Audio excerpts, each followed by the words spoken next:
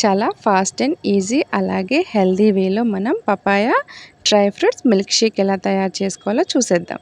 నా పేరు శైలు. శైలస్ కిచెన్ కి స్వాగతం. ఇక్కడ నేను ఇలా మార్కెట్ నుంచి ఒక పపాయ అయితే పట్టుకొచ్చానండి. అలాగే మనకి పల్లెటూరులో అయితే ప్రతి ఇంటికి ఒక చెట్టు ఉంటుందండి. ఎందుకంటే పపాయతో కలిగే లాభాలన్నీ ఉంటాయి. అలాగే మన బాడీకి కావాల్సిన విటమిన్స్, మినరల్స్ అన్నీ దీంట్లో పుష్కలంగా అయితే ఉంటాయండి. సో నేను ఇలా తెచ్చుకొని ఇలా కట్ చేసుకుంటాను. దీంట్లో విత్తనాలు అయితే తీసేయాలండి. చూడండి ఈ విధంగా విత్తనాలు అయితే తీసేస్తాను. ఇలా తీసేసి దీన్ని ఇలా స్లైసెస్గా కట్ చేసుకుంటాను. ఆ పైన చిన్న చిన్న ముక్కలుగా అయితే కట్ చేసుకోవాలండి.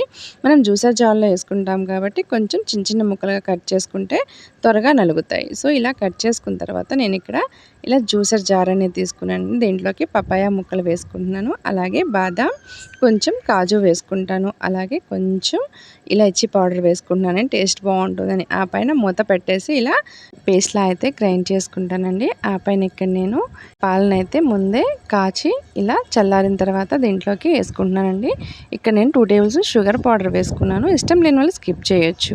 ఇలా వేసుకొని దీంట్లోకి నేను ఐస్ క్యూబ్స్ వేసి మరోసారి మూత పెట్టేసి ఫైన్గా ఇలా జ్యూస్లా అయితే గ్రైండ్ చేసుకున్నాను. ఆ పైన ఇలా గ్లాస్లోకి అయితే సర్వ్ చేసుకున్నాను. చూడండి ఈ జ్యూస్ని చూస్తుంటే నోట్లో నీళ్ళు వచ్చేస్తున్నాయి కదా. ఆ పైన ఇక్కడ లైట్గా కాజు అండ్ బాదంతో గార్నిష్ చేసుకుంటానండి. అలాగే కొన్ని పపాయ ముక్కలు కూడా వేసుకుంటాను. సో ఈసారి మీరు కూడా ట్రై చేయండి.